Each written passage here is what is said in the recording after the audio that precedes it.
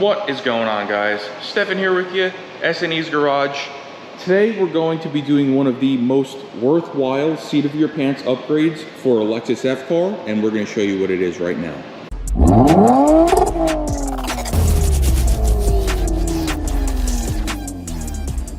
So today we are going to be installing the RR Racing lightweight pulley kit. This is going to come with their ultimate damper, which is a vibration dampened and harmonically balanced lightweight pulley. We're going to be installing their underdriven water pump pulley, and we're going to be installing their lightweight oil scavenge pump pulley.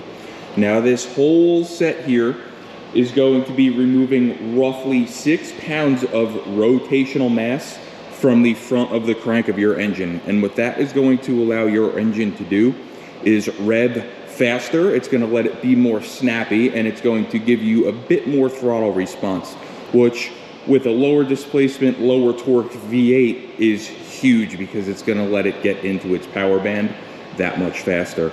Now, because this car is a 2016, we are also going to be replacing the drive belt while we are in there. We went with a Bando unit. Bando is an original equipment supplier for Toyota, for Hyundai, for several other brands, and I always go with them when I can.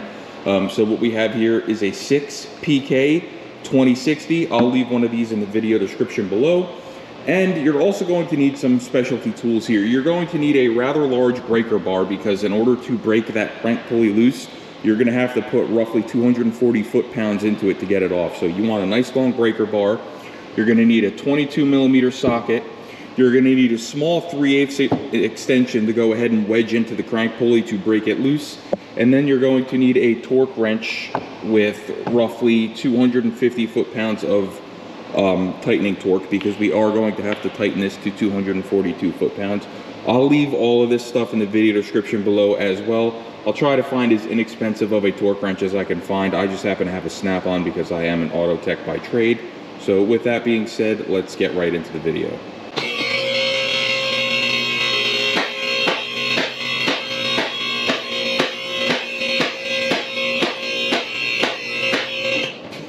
All right, guys, so this is an install that you're going to be able to do entirely from underneath the car, which I think is great, because you don't have to sit there and kill yourself bending over under the car. Just jack the front of it up, and you can either lay down under it, or if you're lucky like us, put it up on a lift. You can do it all right here.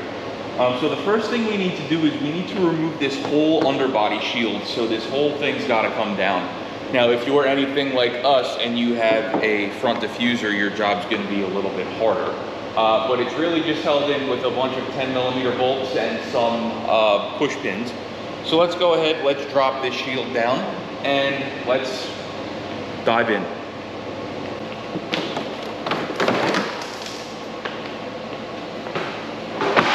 That easy. All right, guys, so the first thing we're going to do here is we're going to take a look at our tensioner. That is that guy right there. What we're going to do is we're going to put, I believe it's a 14mm on this nut here, and we're going to grab a small Allen key, and we're going to grab this tensioner and we're going to pull it down towards us, and you're going to see a little hole here and a little hole here. And what we're going to do is pin this tensioner so that it is maxed out in the release position, and we're going to go ahead and release the tension and remove the belt.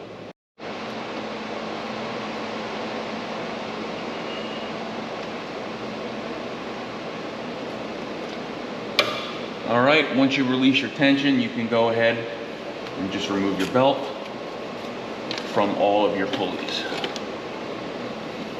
like so.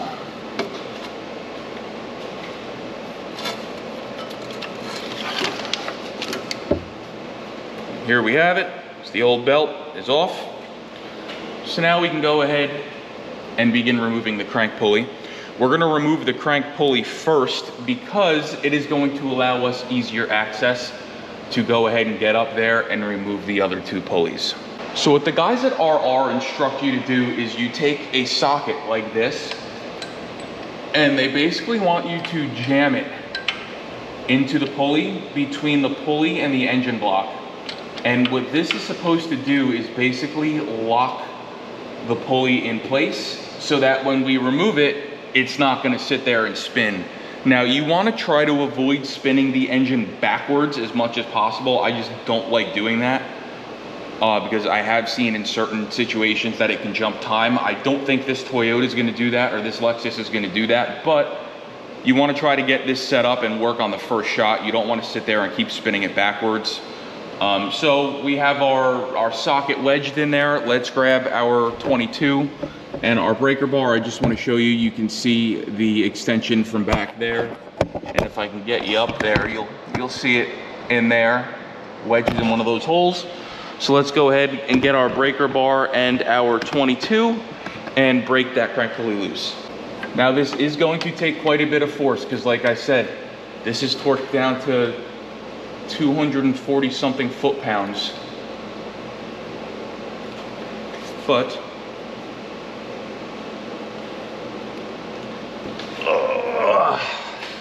you'll see with some force and some manly grunting, it will break free, and now I can just get in here with my hand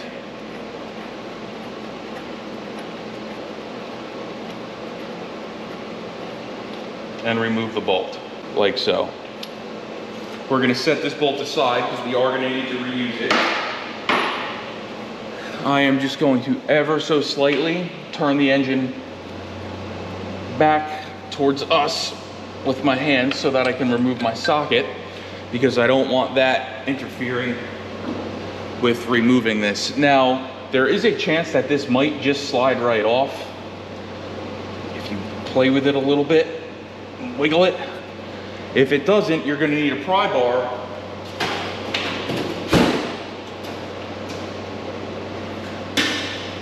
on either side of the pulley, and we're going to have to just gently walk it off.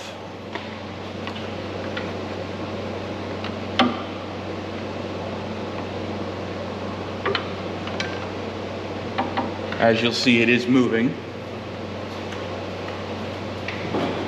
Now that we've got it started, it may slide off the rest of the way like that. Beautiful. And just look at how massive this thing is. So you're not looking at the sky. Just take a look at how massive this thing is compared to the Ultimate Damper.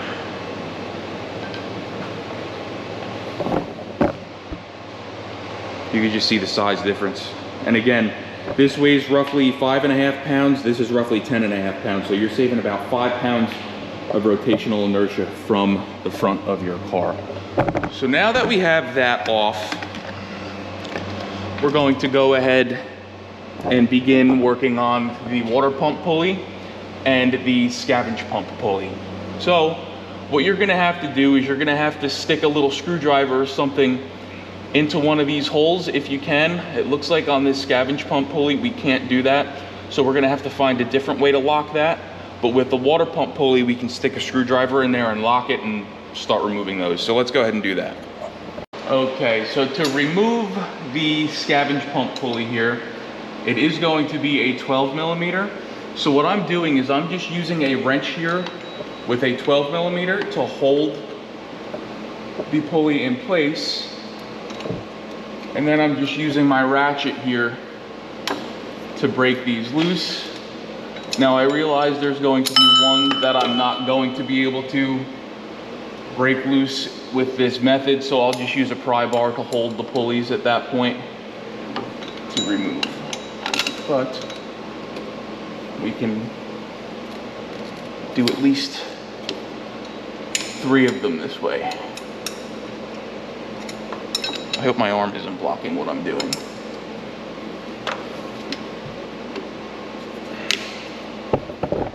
Try putting it over here.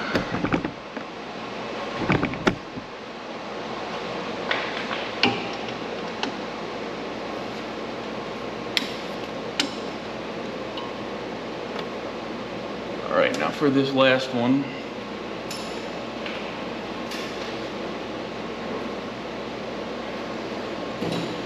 Which one isn't loose yet? I believe it's that one. That's loose, that's loose, that's loose. So we need to break this bad boy loose right here.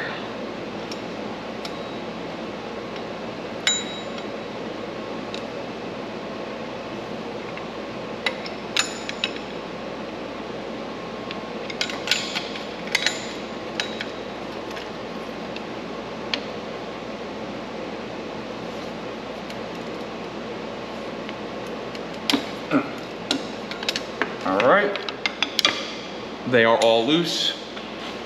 Just gonna go ahead and remove them by hand. Now, for what it's worth, I did try to remove these before I removed the belt, and the pulleys were just spinning, so there is not enough tension on these pulleys, even with the belt on, to break them loose, because ideally that's the way I would have liked it done it.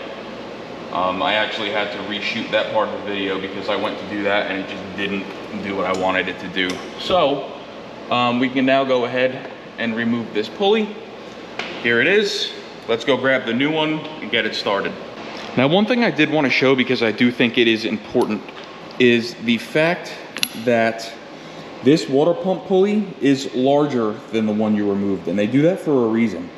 They actually want to spin the water pump a little bit slower than what the factory pulley does.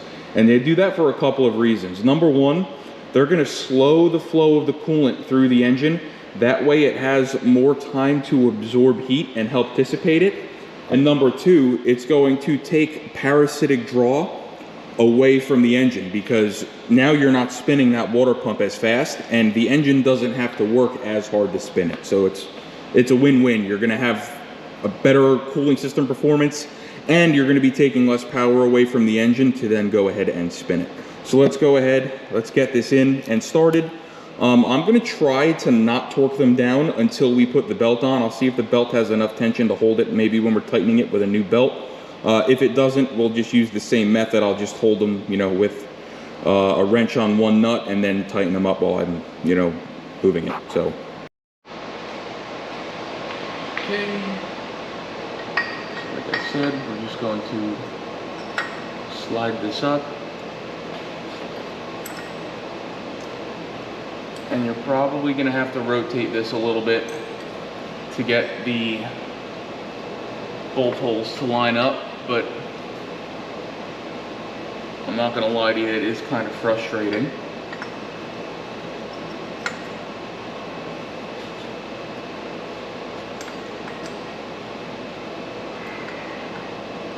Second shot.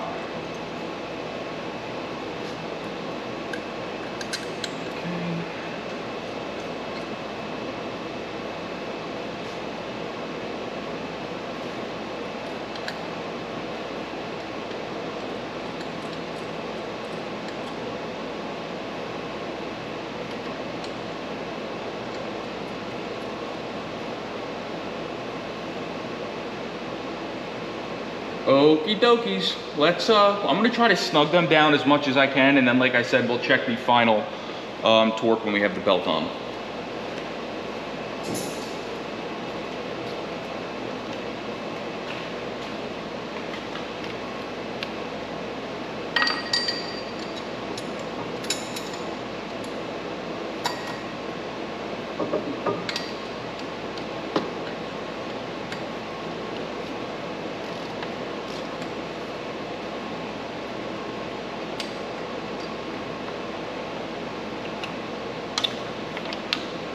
These ratchets are great, but they also suck at the same time because the flex head always wants to move on you.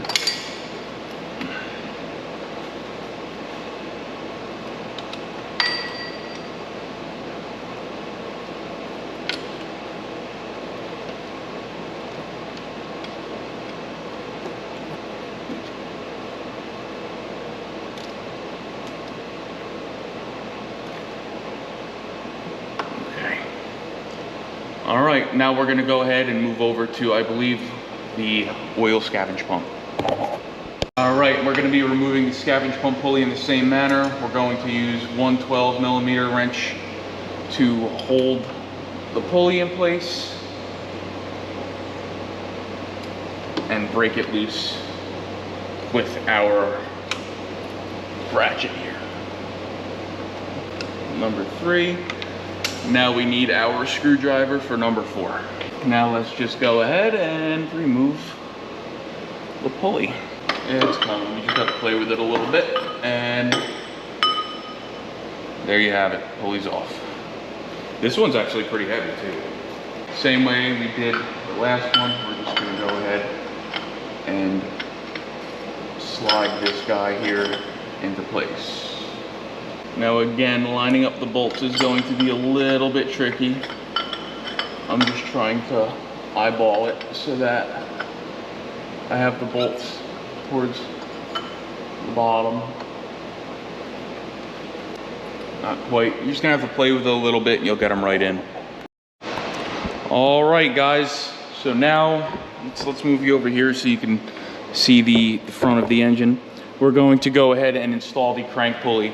Now the guys at RR Racing want you to try to get the dowel that is up here. You'll see the dowel in the snout of the crank. They want the front of it to be pointing down a little bit. I'm gonna try to get it that way. The way my engine is rotated right now, it's kind of gonna be difficult. I'd have to stick my other crank pulley back on there and try to turn it. But what they basically want is for the pin to be facing in a little bit. So let me try to go ahead and do that, and then we're gonna lube the crank pulley up with a little bit of engine oil on both the sealing surface and where it slides onto the crank, just so it goes on nice and easy, and we'll take it from there.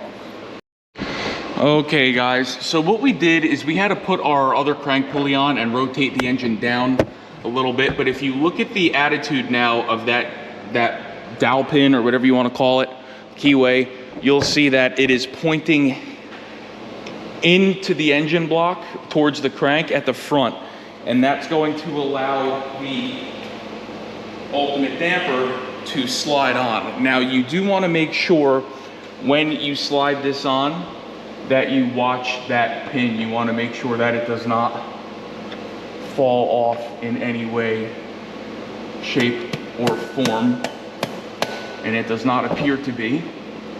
So we're going to go ahead, going to get our crank pulley bolt here, and we're going to get it started.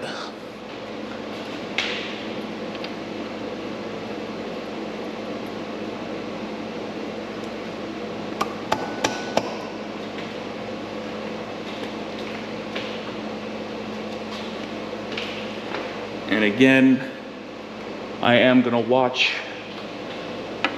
that keyway like an absolute hawk to make sure that it does not fall out.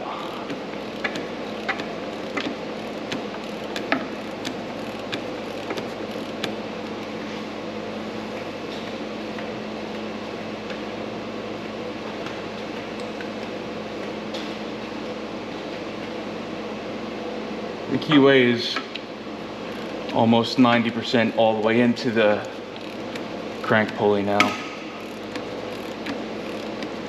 So what I am going to do is, once this is seated, I'm going to pull the bolt back out, and I'm just going to look into the snout of the crank in the front of that pulley and make sure that I can see the keyway. So let me get you out of my way for a minute. I'm just going to finish my business here, tightening this until it's snug. Gonna use my cell phone here.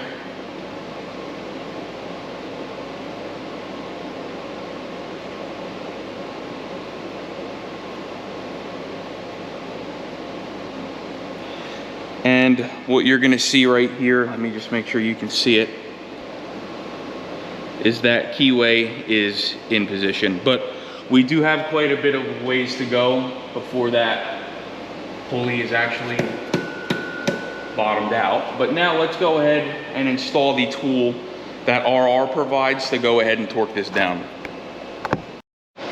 All right guys, once more, we went ahead, we flushed the crank pulley out, so we tightened it all the way down, and I do just want to show you that our pin is in. So now we're gonna go ahead and give this thing its final tightening torque to 242 foot-pounds of torque. Now, there are some people that like to use Loctite on these. I don't like using Loctite anywhere that there's heat involved, because all the heat does is melt the Loctite, so there's really no point in putting Loctite on crank pulley, especially when you're tightening it to almost 300 foot-pounds. So again, we're going to install the tool that RR provides, and all this really does is locks the pulley to the oil filter housing, which don't know how much I like that because it's an aluminum housing and we're asking it to hold, you know, 240 something foot-pounds, but it's what they do and it works, so I'm gonna trust them. Let's go ahead, slide our socket back on, and we're gonna set our torque wrench here to 242 foot-pounds. All right, we're set, 242. Let's go ahead here and give her what she's got, or all we got rather.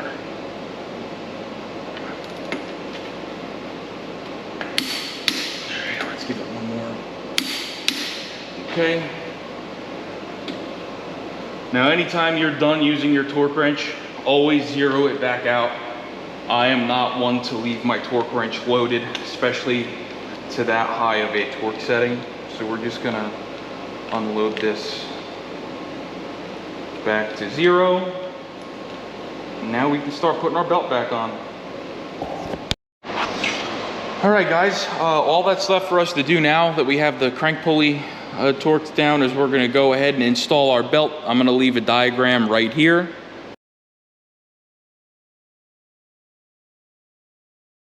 And now we're gonna go ahead, route the belt just as the diagram shows, and then we're gonna go ahead with the belt installed and put the final tightening down on our 2 accessory drive pulleys that we replaced. Okay, so now you're just gonna stick your hand up, make sure that you are on all of your pulleys correctly, which it certainly feels that we are. So now we're gonna go ahead and we're going to take our 14 millimeter, we're gonna put some tension on that tensioner and go ahead and remove the pin that we installed. Pin is out, belt is on. Let's go ahead and tighten those pulleys down. All right, we're done. Let's go ahead and put this underbody shield back up and fire it up. All right guys, our under shield is back on, the car is down on the ground. Let's just go ahead and open this door and fire it up. I went ahead and turned my lights off because one thing I've noticed is if I open this door with the lights on, a bunch of flies get in here, and I don't know if you guys noticed, there was a fly in here buzzing around me the whole time I was doing this video, and it was aggravating me. So, hopefully he flies out when we open this door. But, let's go ahead and fire the car up and back it out. And then we're gonna go ahead and take it for a ride.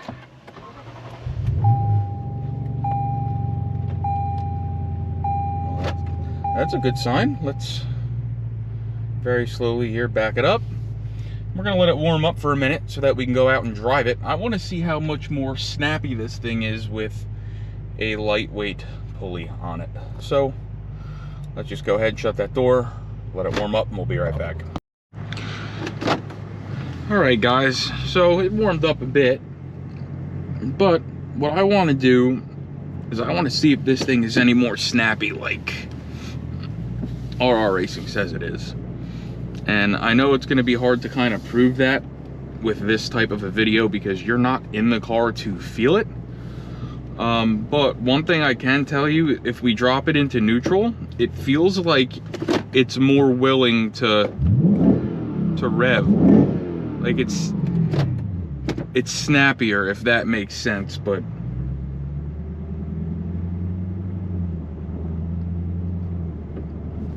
let's see what we can do here out on the road. We still don't have access to the full rev range. We're still limited to like 6,000 RPM right now because the engine ain't warm, but wow.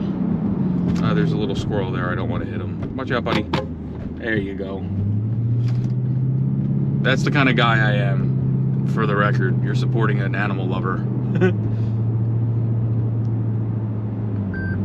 When you watch my videos. But I can tell you already, just back there, it does feel a bit snappier. But let's go ahead. I'm not going to film the whole time I'm driving right now because I have to wait for this thing to warm up. So let me take it around the block, warm it up, and let's do some pulls. Okay guys, so we're at a point now that our engine is nice and warmed up and we have our full access to the rev range of the engine. We're back up to like 7,400 RPM because everything's warmed up. And just my immediate driving impressions, it's definitely more snappy. It's more willing. Once you get it revving, it really just wants to keep going. It's getting there faster, and it feels like it's got more pep. This is one of those things where if you put this thing on a dyno, it's not going to make any more power because you're on a dyno, you're spinning a 2,500 pound drum up to speed. So shaving 5 pounds of rotational mass on a dyno, you're not really going to see that, but you can feel it as far as the engine and the way the engine responds, because that's 5 pounds plus the other 2 pulleys. That's 6 pounds less of mass that the engine has to try to spin. Imagine holding 6 pounds in your hand and trying to spin it. It's not going to be easy, and you're shedding that much weight from the engine to be able to do that. So let's get out here on a main road. Let's put it into Sport Plus mode. And let's put it into expert mode too. Let's hit the traction off.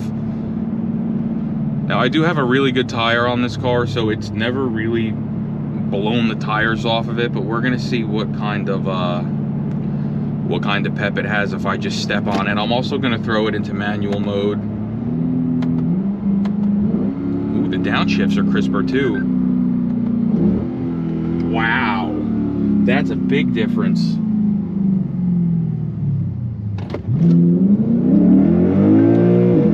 Holy shit. This thing's a monster now. Oh my god. It definitely feels faster. It's never thrown me in the seat like that before. That is incredible. Even the mid-range right now, I'm sitting in 3rd gear. It just feels... That's not even full throttle. It just feels more willing to pull. This has got to be one of my favorite mods, other than the sound mods, like the exhaust. Driving experience wise, best mod yet, hands down.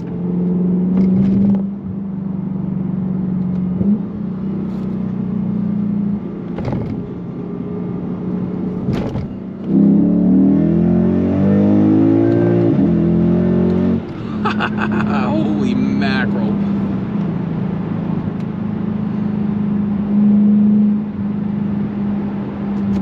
Set some downshifts. What a difference. Holy mackerel.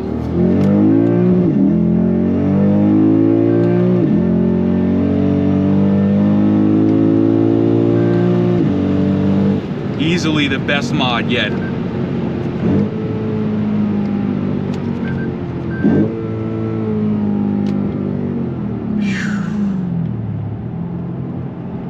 Those guys at RR really know what they're doing, and they put out a quality product. This completely transforms the car.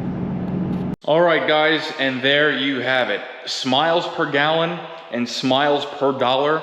This is by far the best mod I have installed on this car yet, and I highly, highly recommend you install one on your Lexus F car as well, whether you have an ISF, a GSF, an RCF, IS500. This is a must-have for an enthusiast. This kit completely transforms the way this engine reacts to throttle. The response is so much better, and not only that, it just feels faster. I wish there was a way to show you in the video, but you're gonna have to buy one, install it, and feel it for yourself, because this is, like I said, the best mod I've done yet. If you're gonna order one of these, give RR Racing a call, ask for Rafi.